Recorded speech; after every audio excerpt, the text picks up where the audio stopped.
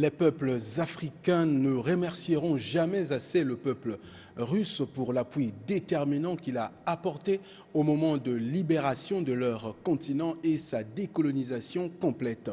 Dixit Denis Sassou Nguesso lors de l'ouverture du premier sommet Russie-Afrique. Denis Sassou Nguesso, poursuivant son propos, a affirmé qu'au moment où s'ouvre cette nouvelle page entre la Russie et l'Afrique, une espérance très forte s'empare du 1,3 milliard des citoyens africains qui accueillent ces nouvelles élans de coopération avec optimisme et ferveur. Fin des citations. Que retenir définitivement de cette rencontre de la station balnéaire de la mer Noire à Choti? Décryptage, analyse dans cette émission Congo Press Club où nous avons l'honneur et le plaisir de recevoir pour les débats El Hadj Djibril Bopaka. Il est président du réseau des acteurs du secteur économique pour la lutte contre la malnutrition, élu récemment, une organisation donc récemment mise en place. Monsieur Djibril Bopaka, merci d'être parmi nous. Merci. Nous avons Asie Dominique de Marseille, il est journaliste à Télé Congo. Asie Dominique de Marseille, toujours un plaisir de vous recevoir. C'est pour la première fois dans cette émission Congo Press Club. Je fais mes premiers pas dans cette émission. Voilà. J'espère que ce n'est pas la dernière. Non, ce n'est pas la dernière. Nous sommes au service de la nation. Je suis agent de Télé Congo. C'est une émission de Télé Congo. Et bien, quand on a besoin de moi, je suis là, Sergio. Mesdames et messieurs, vous l'avez compris, c'est donc parti pour ce nouveau numéro de votre magazine Congo Press Club. Bienvenue à toutes et à tous.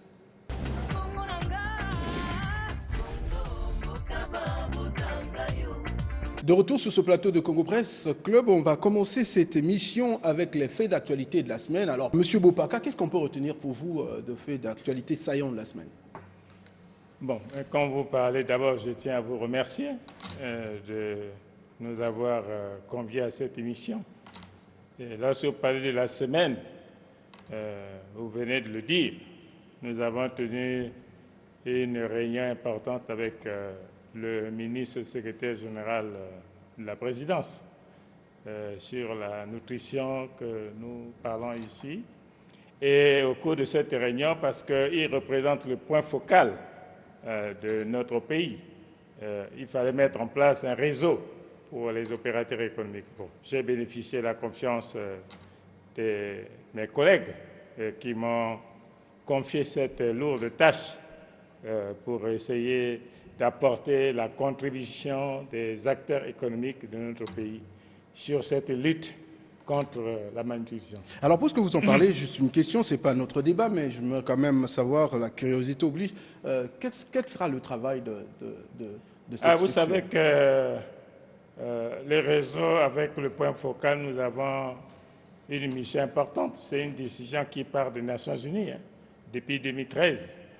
Et aujourd'hui, le Congo est rentré dans ce travail pour essayer d'apporter sa contribution. Et le rôle du réseau aussi, c'est de travailler ensemble avec les gouvernants et avec les opérateurs économiques, que ce soit du secteur agricole, secteur du commerce, pour essayer d'apporter de la qualité sur les produits alimentaires dans notre pays. Merci beaucoup. Asie Dominique de Marseille, pour vous, qu'est-ce qu'on retient de l'actualité de la semaine? C'est le fait défrayant du parti UMP qui vient d'être radié des effectifs des partis politiques par le ministre de l'Intérieur. La cacophonie qui a régné dans ce parti, où deux tendances se sont illustrées par la mauvaise actualité. Quand je dis mauvaise actualité, il y a eu voix de fait, il y a eu du sang qui a coulé. Malheureusement, ce n'est pas le bon exemple. Les partis politiques sont tenus à mieux se comporter parce qu'ils ont la charge de gouverner la République. On ne gouverne pas la République, on dénonce cet exemple blâmable. Et on n'a pas été surpris de voir le ministre de l'Intérieur remettre en cause le récépissé accordé à ce parti politique. Du coup, il est retiré des listes des partis politiques de notre pays. Et c'est un fait saillant. Et ce n'est pas tous les jours qu'on vit ce genre de fait. Un parti politique existait et qui peut être retiré comme ça par rapport à ce qui s'est passé. Merci beaucoup, Asie Dominique de Marseille. Je vous rappelle, mesdames et messieurs, si vous venez de nous rejoindre, vous êtes bel et bien dans votre magazine Congo Press Club. Aujourd'hui, nous parlons du premier sommet Russie-Afrique. Je vais donc poser la première question à monsieur Eladji Djibril Bopaka. Quand on voit la manière dont s'est organisée cette grand-messe initiée par Poutine, on peut se dire que le pari est réussi pour la Russie. Bon, je pense que de mémoire, nous savons que ce n'est pas aujourd'hui qu'on connaît la Russie. Nous avons connu la Russie dans les moments de révolution de nos pays face à la colonisation. Et aujourd'hui, la période de transition a fait que la Russie était restée un peu distante. La Russie revient aujourd'hui.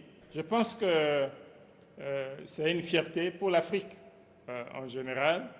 Il faut savoir que l'Afrique aujourd'hui est essayée de sonder par tous les autres forces, les Américains, les Français, et la Russie aujourd'hui, et pourquoi pas les autres pays arabes. Donc c'est pour dire que c'est une bonne chose, mais il faut savoir saisir la balle au bon. C'est ce qu'on va parler de toutes les façons dans cette émission. Alors, pour vous, Asie Dominique de Marseille, oui, 43 chefs d'État africains, c'est important. Oui, et Sergio, pourquoi ce déplacement pour la Russie? Sergio, 43 chefs d'État africains et la moisson est grande. Et quand vous dites qu'est-ce que représente ce déplacement dit massif, mais c'est la nouvelle donne, tout nouveau, tout beau. Le monde est aujourd'hui marqué par la relation États-Unis-Afrique, la relation France-Afrique et la relation Chine-Afrique, qui ont déjà tenu des sommets. Quand les États-Unis traitent avec l'Afrique, quand la France traite avec l'Afrique, quand la Chine traite avec l'Afrique, vous n'allez pas penser quand même que la Russie, qui est une grande puissance, puisse rester en marge de cette nouvelle donne. L'Afrique est aujourd'hui la belle femme et qui est enviée par tout le monde. Aujourd'hui, tout est encore plein en Afrique. Des terres à cultiver, des forêts à exploiter, des minéraux à prendre. L'Afrique reste l'Eldorado de demain. Et vous voyez pourquoi les grandes puissances, chacun veut créer une relation tel pays avec l'Afrique. États-Unis avec un continent, c'est l'Afrique. La France avec un continent, c'est l'Afrique. La Chine avec un continent, c'est l'Afrique.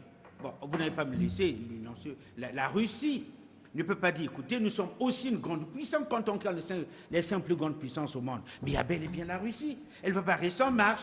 Du coup, elle dit non. Il est temps que la Russie sorte de cette période d'hibernation causée par la chute du baril. Mais là vous parlez, excusez-moi de vous interrompre, là vous parlez de la Russie, mais parlons de l'Afrique. On a souligné la présence de chefs d'État. Qu'est-ce qu'ils sont allés... Vous m'avez dit pourquoi les chefs d'État, qu'est-ce qu'ils sont allés chercher là-bas? D'abord, je dis, il faut d'abord placer le contexte. Si la Russie dit venez, c'est vrai que c'est la Russie qui invite. Oui. Pourquoi elle invite? Pour que le téléspectateur comprenne. Et quand on l'invite, on dit, et pourquoi nous sommes partis? Est-ce que dans cette invite-là, l'Afrique tout son compte? Oui. Mais la raison, c'est que Poutine pense qu'en tant que grande puissance, il ne peut pas rester en marge de ce que les autres grandes puissances sont en train de faire. Exactement. Voilà. Et pourquoi les chefs d'État africains sont partis? Mais il faut diversifier les partenaires du développement. On ne peut pas faire l'Afrique qu'avec la Chine, on ne peut pas faire l'Afrique qu'avec la France, on ne peut pas faire l'Afrique qu'avec l'Amérique. Il faut, les Américains, il faut diversifier. Et comme Poutine appelle, n'importe quel chef d'État africain veut partir parce qu'on ne sait pas par où. Nous sommes un continent qui a besoin de s'émanciper économiquement, politiquement, culturellement. Mais cette émancipation sur le développement a besoin de partenaires. D'accord, on en parlera dans cette émission. Je veux que nous écoutions le président de la République, Denis Sassou Nguesso, qui a pris part à ces assises. Il a pris donc la parole. On écoute le président congolais.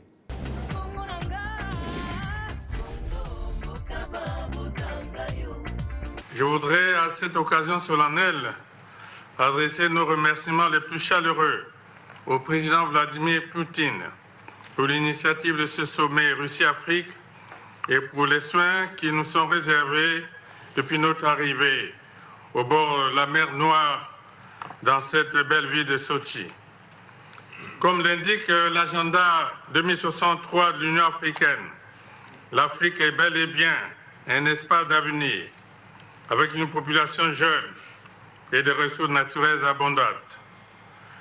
Le lancement récent de la zone de libre-échange continentale africaine participe de notre vision de faire de l'Afrique une terre de prospérité partagée. Sur le continent, des projets intégrateurs sont nécessaires dans des domaines prioritaires tels que l'énergie, les infrastructures de transport et de télécommunications. Cependant, devant leur complexité, les coûts élevés, aucun pays ne peut réaliser tout seul ces projets intégrateurs. Ici est donc d'accélérer l'intégration des États par des grands ensembles régionaux et des réponses inclusives basées sur des ambitions communes.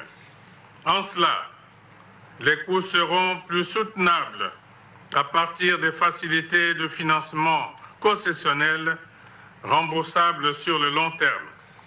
C'est ici l'occasion de rassurer tous nos partenaires que la préservation de la paix et de la stabilité sur l'ensemble du continent demeure notre credo essentiel. Le souhait est de voir la mise en œuvre sur le sol africain des projets phares et emblématiques à l'effet de marquer la volonté conjointe de la Russie et de l'Afrique de cheminer à l'unisson vers un meilleur essor. Mesdames et Messieurs les chefs d'État et de gouvernement, pour mon pays, je réitère la ferme intention de construire, avec le concours de la Russie, un oléoduc d'environ 1000 km pour l'approvisionnement en produits pétroliers et gaziers de la République du Congo et des pays voisins.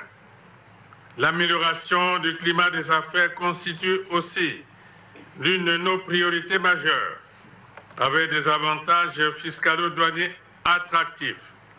4 zones économiques spéciales sont prévues pour la diversification de l'économie nationale. Le sous-sol de mon pays regorge de polymétaux, de phosphate, de potasse, de fer, de gaz et de pétrole. Le réseau hydrographique offre des sites d'hydroélectricité à vocation continentale. Le bassin du Congo constitue aussi le 2e poumon vert de la planète, ce qui en fait un maillon essentiel en matière de protection de l'environnement et de préservation des écosystèmes. J'en appelle à un soutien en faveur du Fonds bleu pour le bassin du Congo, outil au service de l'humanité en termes de régulation climatique.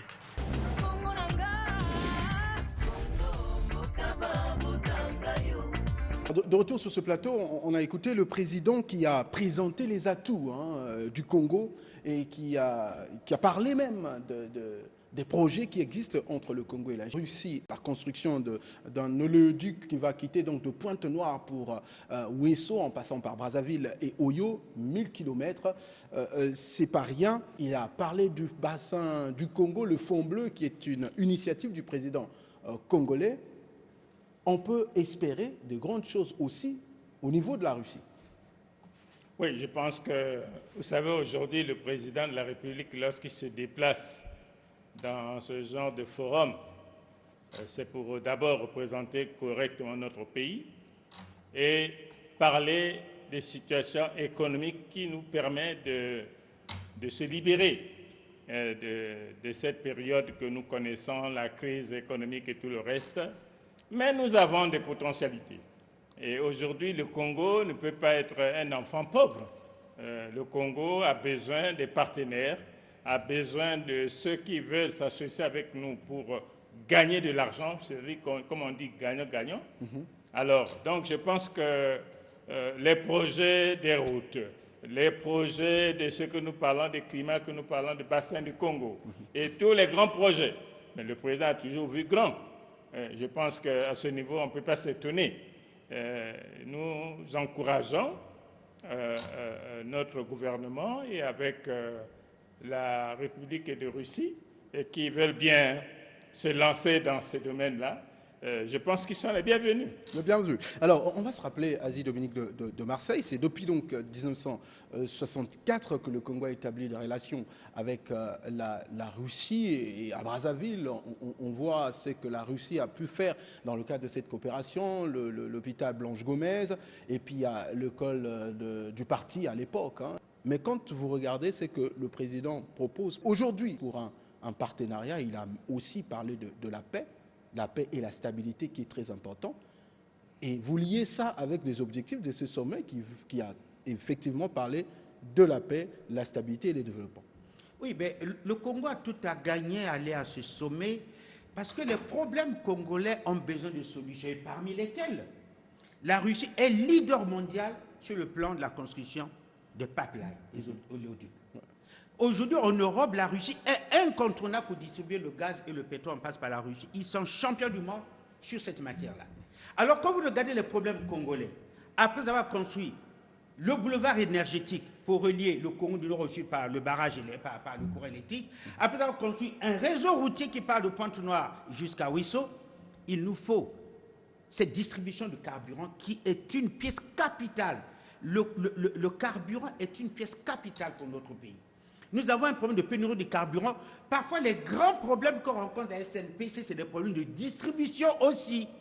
Si à Brazzaville, il n'y a pas de carburant, à Oyo, il n'y a pas de carburant, qui est la deuxième zone qui doit distribuer au nord du pays, et à Ouesso, on a constaté que le fait que le carburant ne vient que par train, ce qui est quand il n'y a pas de chemin de fer, c'est foutu, ne vient que par camion. On va dire combien de camions par jour pour alimenter tout le Congo. Les moyens sont absolument insuffisants. Les experts se sont accordés à dire, pour tous les pays modernes, la grande distribution pour qu'il n'y ait pas pénurie passe par la fabrication d'un pipeline. Du coup, quel est le leader mondial? C'est la Russie. Alors le chef d'État en a évoqué, il a déjà parlé de ça, et à ce sommet, il le rappelle.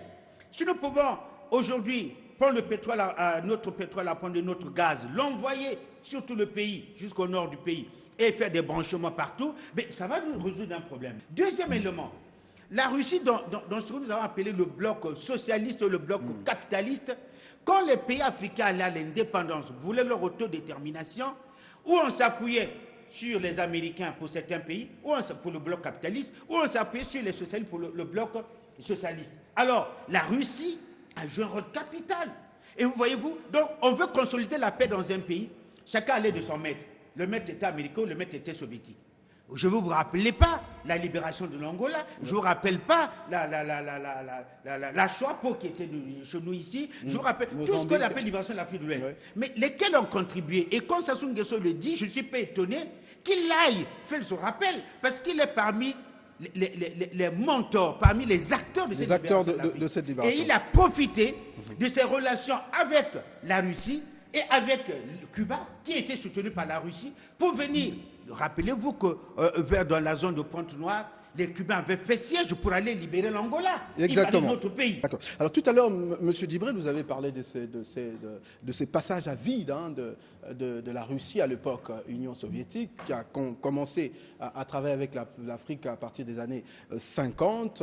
On sait ce qui s'est passé. Tout à l'heure, Azidi Dominique de Marseille a rappelé tout cela. Mais aujourd'hui, quand la Russie revient, parce que d'aucuns parlent du grand retour, mais on ne va pas se le cacher, en 2014, la Russie est dans une sorte de conflit avec l'Europe après la guerre de l'Ukraine. Est-ce n'est pas un opportunisme pour la Russie de venir vers l'Afrique? Le ministre français Jean-Yves Le Drian a dit ceci: la Russie a plus besoin de l'Afrique que l'Afrique a besoin de la Russie. Non, je voulais dire tout simplement qu'il faut regarder les choses en face. Aujourd'hui, la Russie revient, c'est dans sa stratégie politique. Les problèmes qui opposent la Russie avec les autres pays de l'Europe, ça ne nous concerne pas. Aujourd'hui, s'il revient vers nous, c'est parce que nous sommes la belle femme. Et on ne peut pas prendre les problèmes parce que quelque part là-bas il a eu des problèmes, il a échoué ou bien il a réussi, il vient maintenant vers l'Afrique. Il n'y a pas que la Russie. La Chine, on vient de le dire ici, elle vient vers l'Afrique. Ouais. Hein, et vous prenez, que ce soit les États-Unis, que ce soit même l'Europe, Donc, l'Afrique reste un produit rare. Donc, aujourd'hui, la Russie a besoin de l'Afrique. Bon, on peut dire que la Russie a fait un premier pas. Pour dire que ne m'oubliez pas, je suis avec vous. Et voilà les dispositions que je prends sur le plan économique, sur le plan social, sur le plan militaire, sur le plan tout.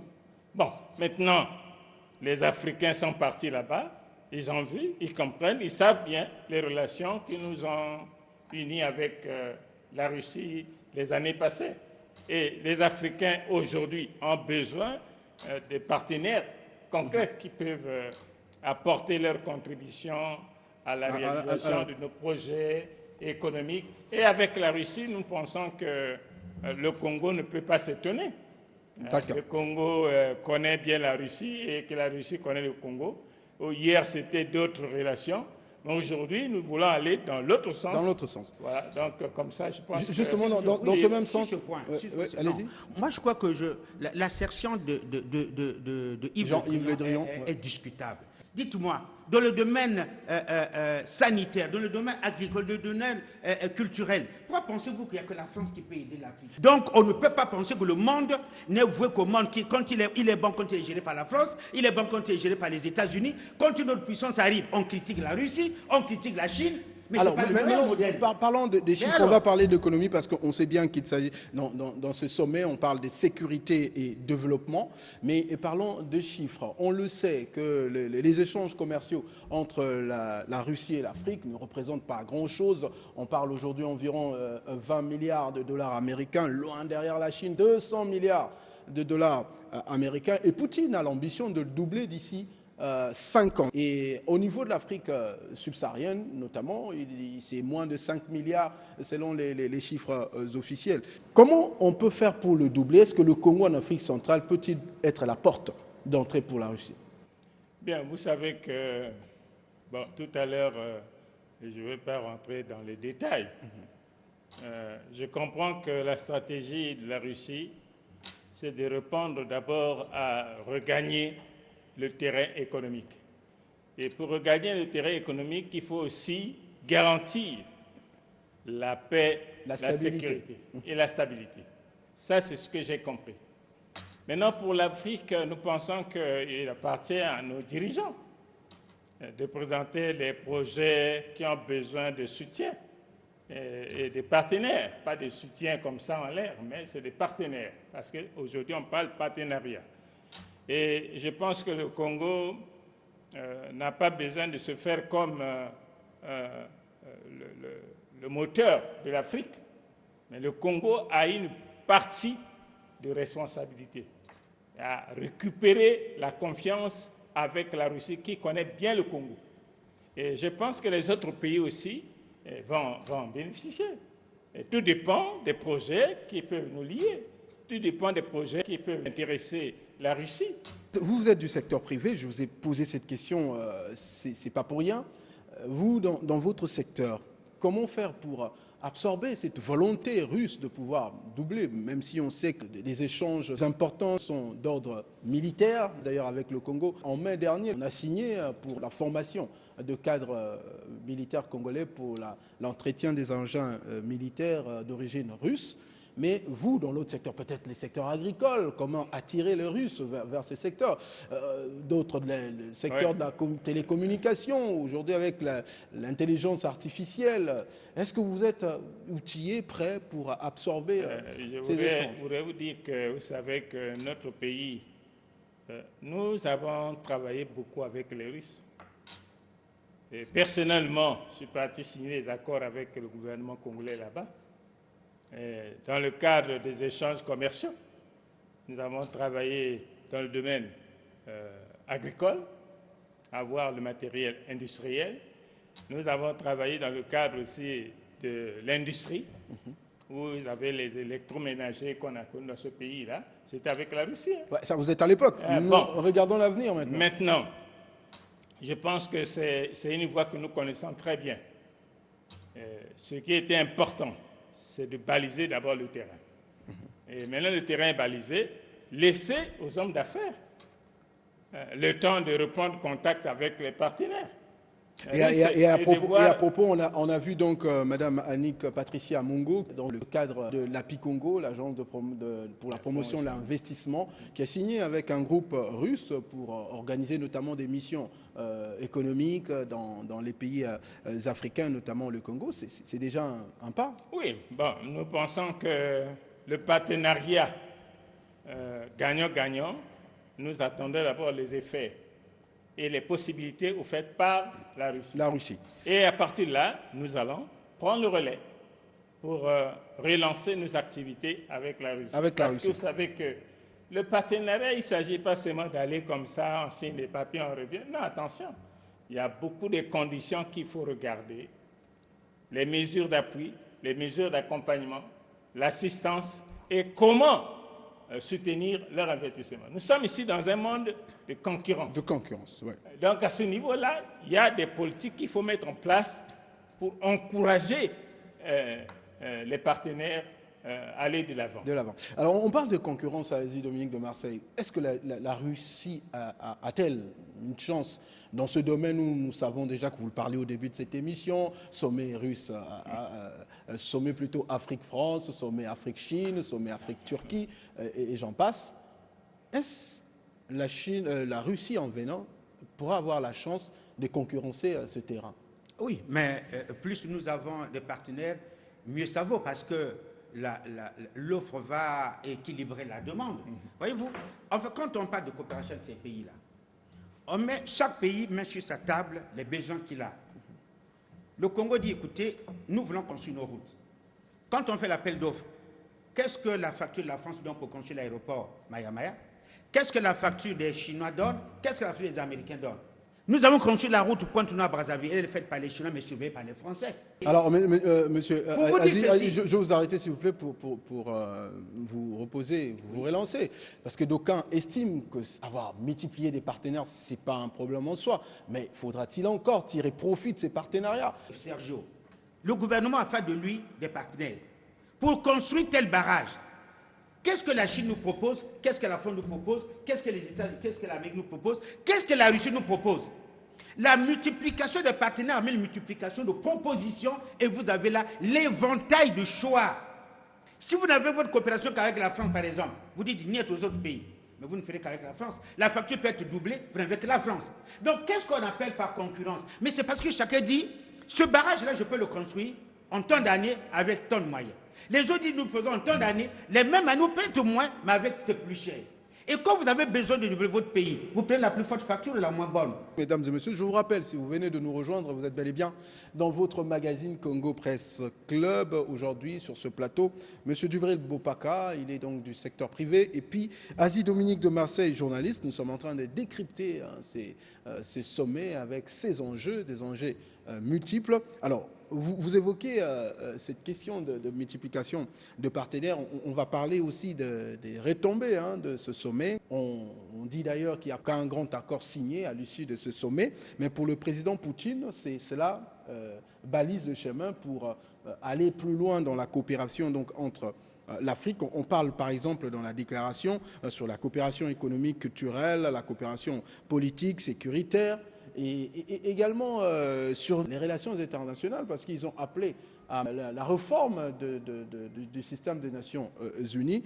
Est-ce qu'on peut se dire pour vous, comme pensent les autres, d'ailleurs je l'ai lu dans un article, que ces sommets seraient plutôt une redéfinition des codes du système des relations internationales? Je pense que le président de Russie a raison d'être optimiste, parce que c'est le premier contact. Et ce premier contact a permis aux représentants africains de connaître les possibilités de la Russie et dans le cadre de coopération avec l'Afrique, laissant le temps au temps. Aujourd'hui, je pense qu'on ne peut pas faire l'évaluation de savoir combien d'accords qu'on a signés, mais il y a eu des accords signés sans signer, où les gens ont l'espoir. Il se dit, bon, mais moi, je vais tenter dans ce schéma-là. Mais après, il y a les contacts qu'il faut poursuivre. Tout à l'heure, vous avez parlé de la présence de notre sœur, la directrice générale de l'API. il va là-bas dans le cadre des investisseurs. Bon, j'avais bien voulu vous entendre parler de la présence des opérateurs économiques du Congo que le président a mené là-bas. Mais justement, pourquoi vous-même, d'ailleurs, vous êtes président d'un réseau qui parle de la malnutrition et parmi les accords qui existent entre le Congo et la Russie, il y a le domaine de l'agriculture pour nourrir les Congolais. Mais pourquoi vous-même vous n'y êtes pas allé? Du patronat du Congo. Oui. Si vous comptez le nombre d'années, et ça c'est peut-être, je viens de passer mes 40 ans. Donc je connais le monde politique avant même la démocratie. Si on va parler de ça, votre bilan ne sera pas rayonnant. Vous êtes là pendant beaucoup de temps. Je pense que les questions économiques pour notre pays, il faut les aborder avec beaucoup d'attention. Parce qu'il ne s'agit pas de faire le folklore. Il ne s'agit pas de faire la politique pour la politique. Ici, c'est l'économie. On doit parler concret. Donc, à ce niveau-là, nous pensons que nous avons besoin aussi de mutations de la vision politique, économique de notre pays pour faire en quelque sorte que chacun joue son rôle. Et à ce niveau-là, je pense que les opérateurs économiques, il ne faut pas les sous-estimer. Ils sont là. Mais qui ouvre la porte? Mais non, si l'État va, oui, les gens vont aussi vous reprocher à un moment donné, les portes étaient grandement ouvertes pour vous, mais vous n'avez pas toujours fait ce qui était attendu de vous. À quel moment les portes, nous avons ouvert les portes grandement ouvertes, à quel moment? Il ne s'agit pas là le débat, mais voilà. Je veux quand même rétorquer. Mais non, c'est important. Il y a des marchés donnés, surtout c'est un peu le langage, quand on donne les marchés aux Congolais. Mais très souvent, c'est pour aller à Dubaï, aller de vacances à Dubaï, aller en Chine. Vous ne réalisez pas ce que vous faites. Ça, c'est le discours de 4 étoiles de là, et je m'y mets. Nous sommes pas surtout, là. Ça ne sera pas moi, parce que moi, je ne suis pas opérateur économique. Ce discours-là est déjà dépassé. Nous venons de vivre l'expérience. On a passé 2014 jusqu'à, on peut dire, 2018, jusqu'à maintenant, ce qu'on appelle le boom. Mais quels sont les acteurs que vous avez vus sur le terrain? Il ne faut pas chercher à vous couvrir derrière le nom des opérateurs économiques. Mais ce sont des fonctionnaires transformés en opérateurs économiques. Aujourd'hui, la crise a fait qu'ils ont tous disparu. C'est pas ça notre propos. Voilà. On va revenir à Sochi. Voilà, je parlais de la déclaration. De la déclaration, certainement vous l'avez lu, sur ce que la Russie et l'Afrique entendent accomplir dans ces partenariats. Moi, j'ai parlé de la réforme du système des Nations Unies, qui est d'ailleurs un combat de pays africains.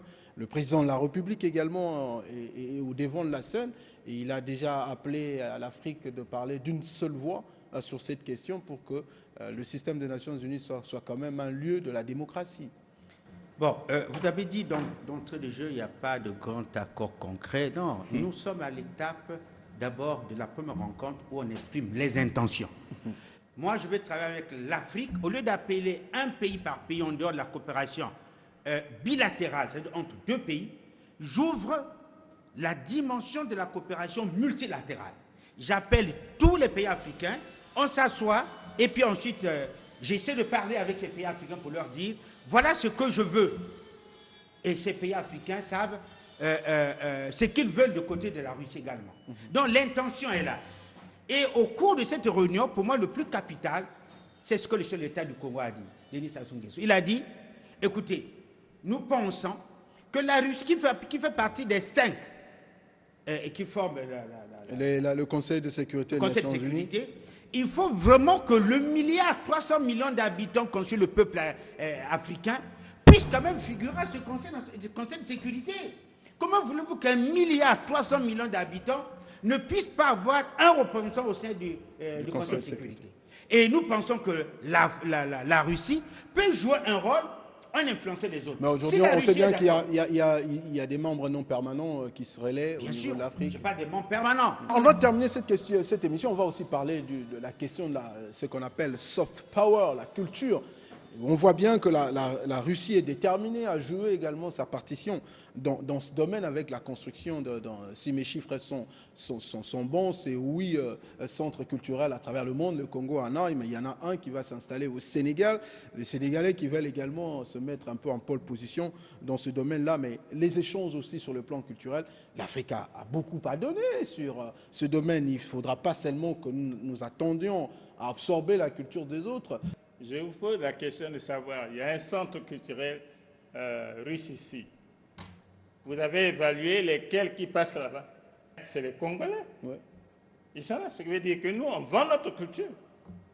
Et lorsqu'on nous invite, on va à l'extérieur, en Russie, on invite les Congolais. Et là-bas aussi, on accepte notre culture, de voir comment nous faisons nos démonstrations. Je pense qu'il ne faut pas se sous-estimer. Nous venons d'échanger avec un partenaire qu'on connaît très bien. Malheureusement, on ne l'a pas connu dans tous les secteurs. Mais aujourd'hui, il vient au moment où nous avons besoin de lui dans les secteurs qui nous intéressent aujourd'hui en Afrique. Donc c'est à nous de savoir étudier nos projets et présenter la coopération entre l'Afrique et la Russie. D'accord. Ça, c'est bien dit. Sur ces questions, je rappelle d'ailleurs que la Russie et un projet va octroyer des bourses de jeunes Congolais, donc dans le cadre de l'année 2019-2020, bourse d'études à une centaine d'étudiants congolais. Là aussi, bonne coopération sur la formation. Oui, mais je vous ai dit déjà, quand nous avons un débat, j'ai dit, quand nous sommes les indépendants, l'élite était formée par le bloc de l'Est. Or, le bloc de l'Est, la tête d'affiche, c'était l'Union soviétique à l'époque. C'était l'URSS à l'époque. C'est-à-dire que nos cadres aujourd'hui, nos médecins, nos ingénieurs agronomes sont sortis de là. Mais la Russie ne nous a pas lâchés, même quand l'Union soviétique a volé l'URSS a volé un éclat. Nous continuons à avoir des étudiants congolais qui vont étudier là-bas. À l'époque, on prenait même plus jeunes. On parlait de la bourse moyenne. Des gens qui sortaient du lycée à peine, qui pouvaient aller apprendre à ce niveau moyen, d'être un cadre moyen de l'administration, un infirmier diplômé d'État qui peut sortir de l'Union soviétique, pas forcément avec le baccalauréat, à ce bas niveau. Non, on formait notre élite, même du plus bas niveau jusqu'au niveau supérieur. Il n'y avait pas que les docteurs, avoir le doctorat, la maîtrise, non, même au niveau inférieur. Alors, comme vous voyez ces échelons, on forme des docteurs, on forme des cadres moyens, on forme des cadres de bas niveau, mais la Russie a fait ça tout le temps. La Chine également a fait ça tout le temps. Donc, ce n'est que renforcer une coopération vieille de l'époque de l'URSS qui vole en éclat. La Russie a gardé ses relations et aujourd'hui, nous avons le centre culturel russe qui permet aux Russes d'amener aussi leur culture vers nous et nous avons nos étudiants qui vont là-bas. Ouais. Et quand il y a des échanges culturels, à l'époque, au temps du socialisme, on envoyait le ballet congolais, le théâtre congolais aller jouer en Russie. Exact. Bon, cela n'existe plus. Bon, on peut remettre ça sur le plateau. Et quand on dit le rapport entre l'Afrique et la Russie, mais chacun sait dans quel domaine il va évoluer.